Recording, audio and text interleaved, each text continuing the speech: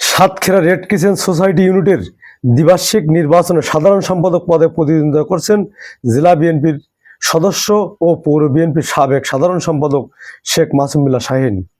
সাতক্ষীরা পৌরসভার ১ নম্বর ওয়ার্ডের বারবার নির্বাচিত সাবেক কাউন্সিলর, সাবেক ছাত্রনেতা মাসুম বিল্লাহ শাহীন ছাত্র জীবন থেকে বিভিন্ন সামাজিক, সাংস্কৃতিক ও সেবামূলক সংগঠনের সাথে সম্পৃক্ত রয়েছেন।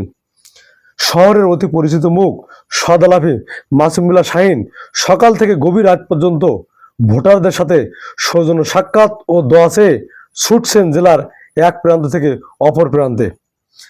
তিনি আন্তর্জাতিক বেসরকারি সেবামূলক উন্নয়ন সংস্থায় আত্মমানবতার সেবায় নিজেকে নিয়োজিত রাখতে চান।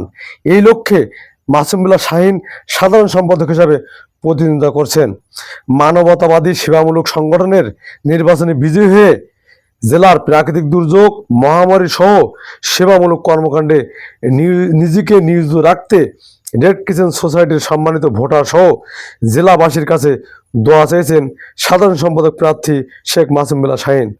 রেড ক্রিসেন্ট সোসাইটি নির্বাচনকে কেন্দ্র করে রেড ক্রিসেন্ট সোসাইটি সহ জেলাবাসীর মধ্যে উৎসাহ উদ্দীপনা কাজ করছে। আগামী 10 নভেম্বর এই ভোট অনুষ্ঠিত হবে জেলা শিল্পকলা একাডেমিতে। প্রার্থীরা কিন্তু বিরামহীনভাবে ভোটারদের কাছে ছুটছেন।